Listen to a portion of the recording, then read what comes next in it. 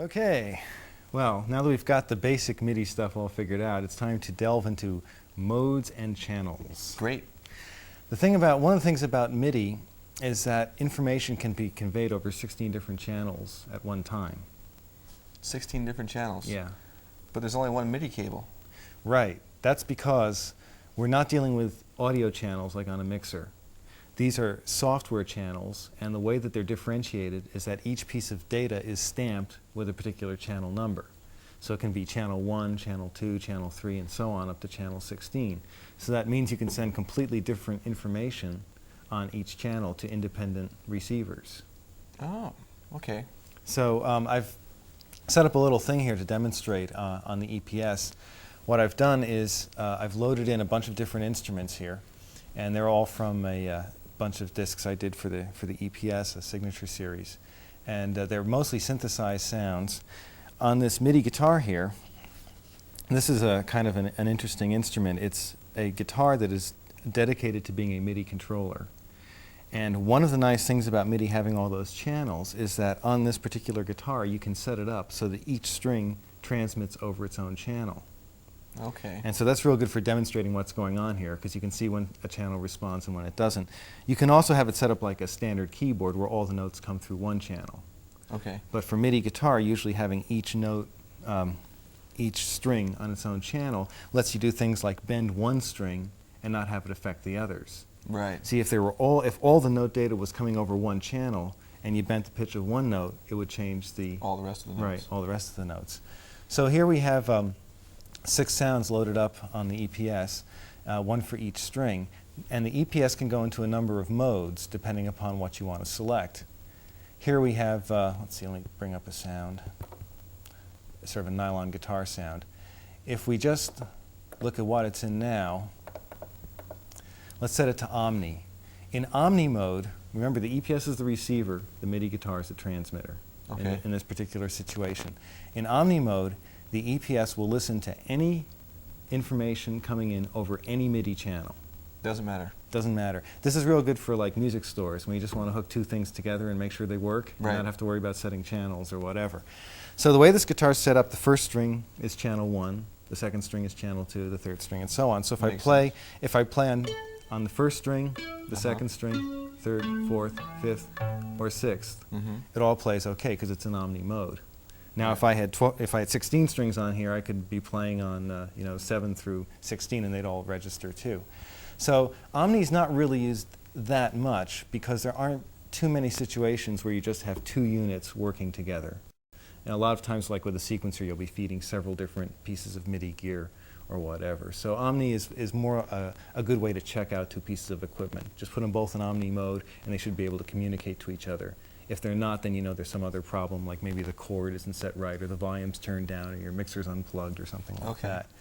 Now, poly mode, what poly mode does is that responds to information coming in over any one specific MIDI channel. And what I can do is tune that particular channel here. See, right now it's set to a MIDI-based channel of 1. That means if I play on the first string, it will respond. But if I play on the second string, nothing, or third, or fourth, or fifth, or sixth. Because this is channel 1 here at the bottom, but this is channel 2. Right. And that's set for channel 1 only. Right. Now if I set it to channel 2, then the second string will respond to what's played on the second string, but not on the first. Okay. So that, again, that's why I chose this as a controller, because we can show these individual channel outputs and how they're received by the EPS. This is a big problem when people are configuring MIDI systems. A lot of times they'll forget to set things to the right channel, and they have something transmitting on channel 7 and receiving on channel 5 and wondering why it's not working. So before you start looking for something more esoteric, check the channel assignments first. Okay. Now there's another mode. No, go ahead. Do you have a question? Yeah, how do you get them all to work together at the same time All without being in Omni mode? Okay. There's another mode.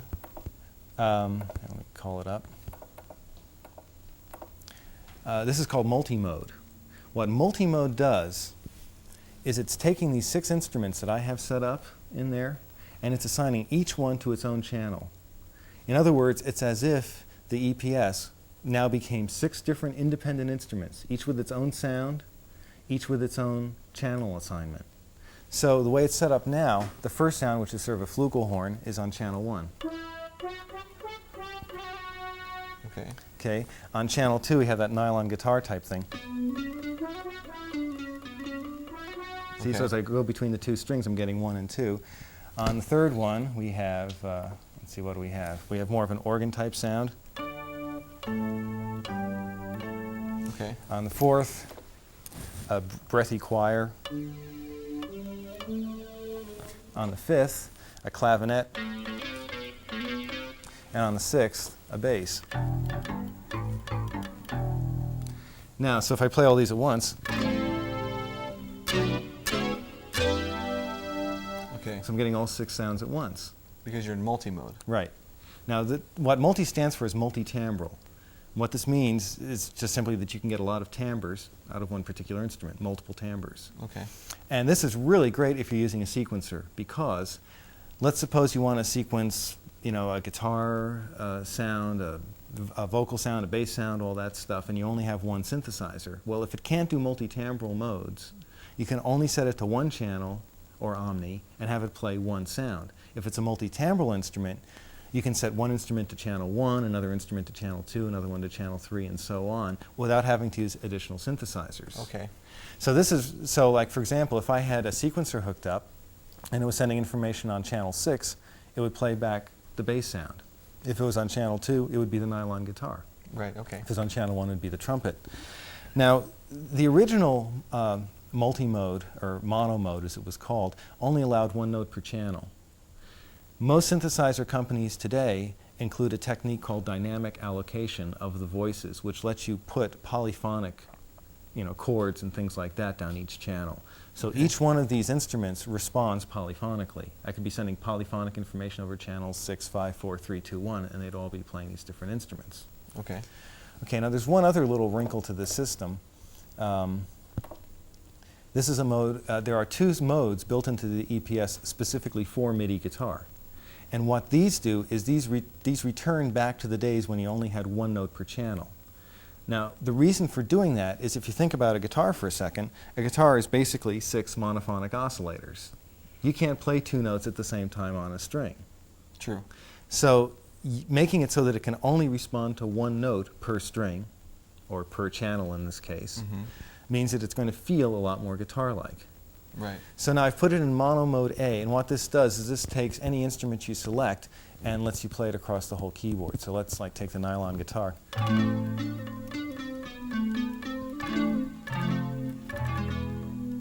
But it's still on the same channel.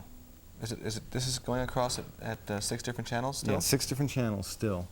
And it's, but what it's doing is it's internally taking those 6 different channels and assigning them all to the same sound. Okay? Now if we do the same thing over here with the organ type sound. Right. And the neat thing about this is by only having 1 note per string, you can do things like trills. And it sounds very much like a real guitar. Sure does. Okay?